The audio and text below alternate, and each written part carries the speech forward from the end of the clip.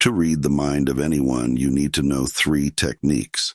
These techniques are crucial to master. By mastering these methods, you can effortlessly discern and grasp what anyone is pondering. So, let me tell you a Buddhist tale that will teach you how to read the mind of others. But before continue, subscribe Tranquility Insights for peaceful wisdom and inner reflections. In a small village a long time ago, two brothers lived. The older brother was blind, so he spent most of his time at home while the younger brother worked as a farmer. However, their farm was constantly being destroyed by the many animals in the fields. The younger brother was troubled by this problem, but he eventually came up with a solution. He thought, why not ask my blind brother for help to scare away the animals in the fields? He can sit in the field and shout if he hears any animal sounds, and this way, our crops will be saved. After thinking about it, the younger brother built a small hut in the field and placed the elder brother inside it. He explained to him, "Brother, if you hear any animal sounds, just shout, and the animals will run away. This will save our crops." The elder brother agreed to his younger brother's idea and began sitting in the field. Whenever he heard the sound of animals, he shouted and scared them away. They continued this practice for many days. One time there was a field where a deer ran through and broke the fence before running away. Shortly after, a king who was pursuing the deer also came to the field. The king noticed the blind brother and asked him, "Have you seen a deer here?" The blind brother replied, "Your Majesty." Truthfully, the king said, "You are a." "I am blind, how can I see a deer?" The blind brother interrupted. "However, I can tell you that the animal that left my field is not worth chasing. You are wasting your time." The king was astonished by the blind brother's words and questioned how he knew this. The king asked the blind brother if he was lying, as he claimed to be blind, but spoke about the worthiness of the deer. In response, the blind brother stated, Your Majesty, the animal you believe to be a deer is actually a pregnant doe. I have never heard of a king hunting a pregnant doe, so I am telling you that she is not worth your pursuit.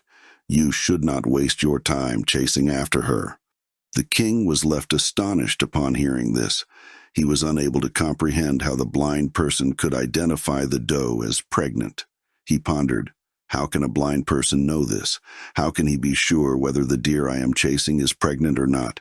How can he confidently inform me of this information despite being blind? The king felt the need to verify this, and thus instructed his commander, "Commander, I want that animal alive. I need to confirm whether it is indeed a pregnant doe. The blind man seems to be very sure about this, and I need to investigate. Please go and find out if she is pregnant." The king's orders were received by the commander, who proceeded. When he came back, he told the king that the blind brother was correct, and that the doe was pregnant. The king was filled with wonder and couldn't figure out how the blind person had known about the doe's pregnancy. The king had many questions in his mind and decided to ask the blind man to get to the bottom of this. "Look, I may not know whether you are truly blind or not, but I have come to ask you one thing," the king said. "Will you give me the correct answer to my question?" In response, the blind brother said, "Your Majesty, you can ask me anything you want, and I will answer you. You seem to be a wise man, and you seem to have a keen understanding of many things." The king continued, "Today, I have called you to find out whether my wife is faithful to me or not." The blind brother responded, "Your Majesty, what kind of question is this? Your marriage has lasted for many years, and now you want to know such things. Why are these questions arising in your mind?" However, the king insisted, saying, "You must answer this question. If you do not provide me with an answer, I will punish you with the death penalty." Hearing the king's threat, the blind brother said, "Your Majesty, if you want the answer to this question, you will have to do me a favor," the king asked. "Tell me, what do I need to do?" For that, "You will have to leave your wife alone with me in a room," the blind brother responded.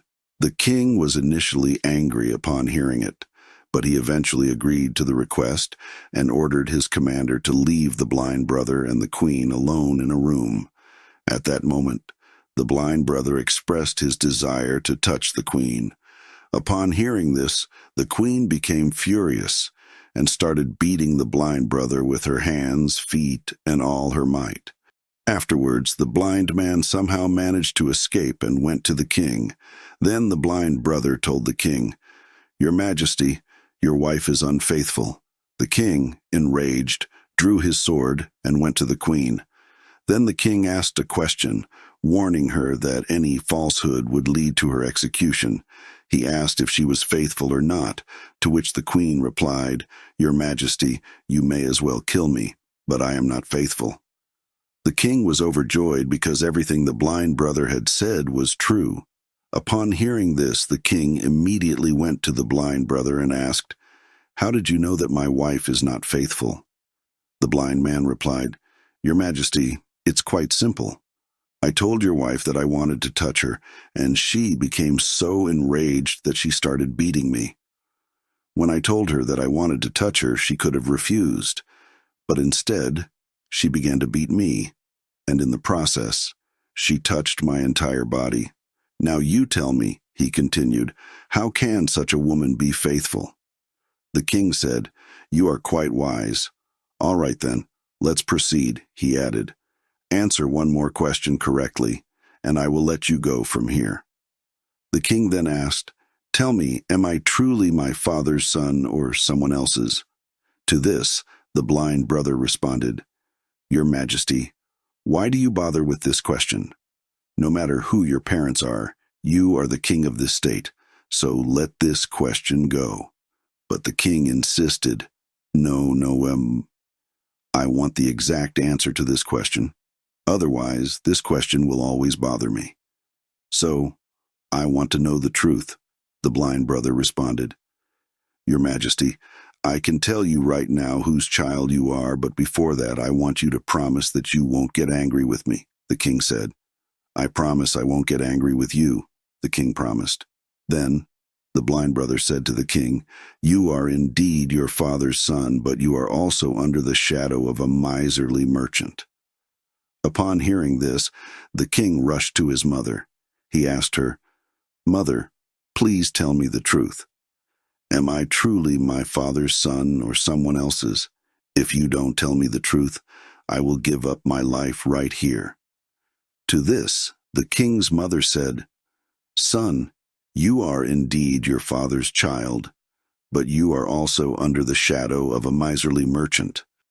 The king bursts into laughter and says, "Whatever you ask for, I will give it to you, but tell me, how do you know what is right and what is wrong?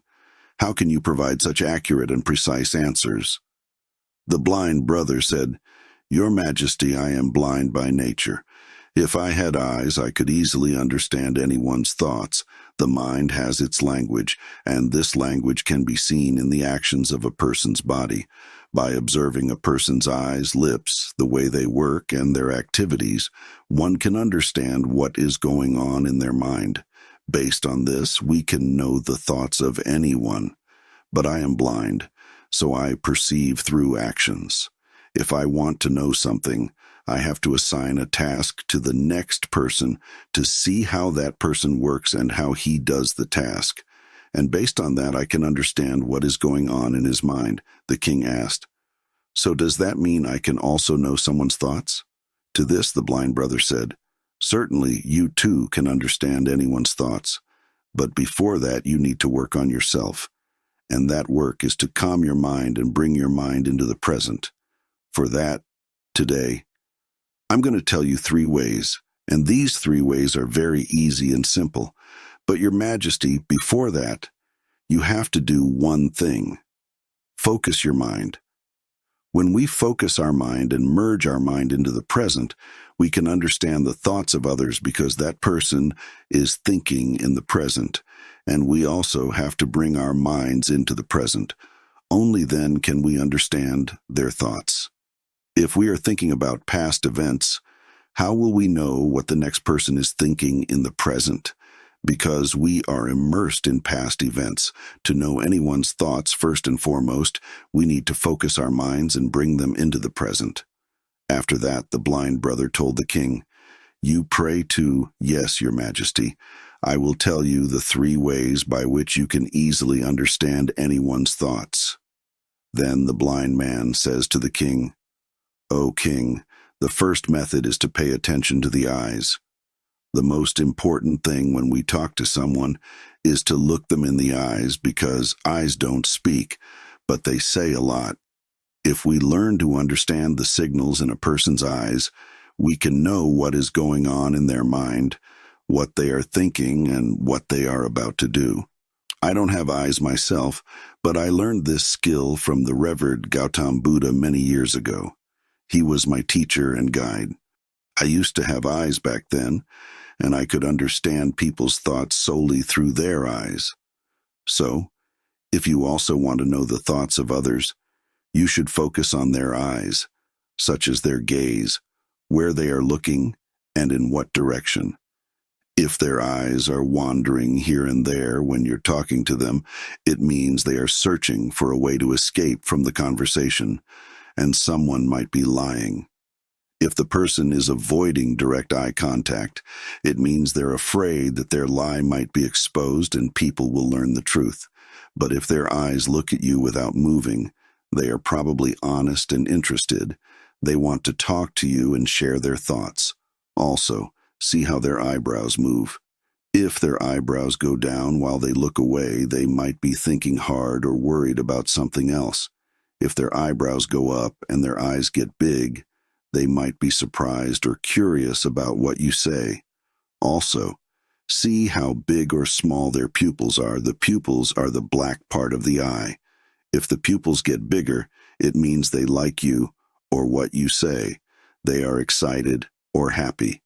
If the pupils get smaller, it means they don't like you or what you say. They are uncomfortable or angry. Also, see how red or white their eyes are. The white part of the eye is called the sclera. If the sclera is red, it means they are tired, stressed, or sick. They might not want to talk to you. I remember a time when I met a tired person who was traveling. When we talked, his eyes looked around a lot, never looking at me. This showed that he was worried and wanted to go away fast. I thought he might be hiding something. He did not want to talk to me. Then I asked him more questions. I found out he had a secret plan. Similarly, other facial expressions can help us easily understand a person's thoughts. Sometimes a person exhibits different behaviors through their face. If you pay attention to a person's facial expressions, you can easily understand if the person is disappointed, very sad, or extremely happy. You can also figure out what they are feeling inside, and all these things can be determined through their facial expressions, Your Majesty. The face is like a picture that shows what people are feeling inside, even if they don't say anything. If you want to understand people better, you have to pay attention to these silent signs. When you see someone whose mouth turns down at the sides, making a small, sad face, it usually means they are unhappy, not pleased, or have lost something. You can also tell by their eyes and their body if they are feeling low. On the other hand, a big and real smile, one that makes the eyes and the cheeks go up, is a sign of happiness, friendliness, and kindness. The eyes are very important in this, when they get small and shiny. You can be sure that the smile is real. Look at the space between a person's eyebrows where the skin wrinkles. When it gets deeper and tighter, it often means they are confused, thinking hard, or trying to understand something difficult or new. The way the mouth is can tell you a lot. A mouth that is closed and squeezed may mean they don't agree, don't like something, or don't want to talk. But a mouth that is open and relaxed means they are open, comfortable, and ready to talk. As you get better at seeing and understanding these signs on the face, you'll be able to know what people are thinking and feeling inside, whether they say their feelings out loud or keep quiet. Their faces will show you what's in their heart, whether a person speaks with their words or not. You can understand everything from their face, Your Majesty. I will tell you a story. One time I met a sad person who came to me for help, but they acted like they didn't care. But I saw a small line on their forehead. It showed they had a problem. I asked them to tell me their problem, and they did. They felt better after that, and I helped them. A real smile makes the eyes happy too. It means they are glad and kind. A frown makes the eyebrows go down. It means they are worried or confused. The eyebrows go up when they are surprised or curious. You can tell how they feel by looking at their face. Continuing, the blind brother told the king about the third method, saying, "Your Majesty, there is a third language too, which is the language of gestures and body language. To understand a person's thoughts, we need to understand hand gestures and body language. When a person speaks, you may have noticed that they keep moving their hands and making gestures. In addition to words, their body language plays a significant role in conveying what a person is thinking. Your Majesty, the body and the hands can say a lot of things without words. It is like a secret way of talking where you can see what people want and feel by the small things they do. Think about when someone taps their fingers fast while they are talking to you. When fingers make a quick sound on something, it may mean they are bored, in a hurry, or want to end the talk soon. I remember a time when I met a person who wanted to sell me something, and he did this sign. I knew he was nervous, so I made him give me a better price, and he was surprised. Also, when someone crosses their arms, they might not like you or what you say. They are hiding their thoughts from you. This way of holding their arms is like a wall, keeping their thoughts and feelings safe from others. By seeing this sign, you can be nice and careful when you talk to them and make them feel more comfortable and open. When someone leans forward, they might be interested in you or what you say. They are listening to you carefully. This means they are interested and want to hear more. This way of moving their body shows they want to listen, learn, and understand what you're saying. I once met a smart teacher who did this. He was very calm, but he leaned in with interest, showing he wanted to know more about the topic.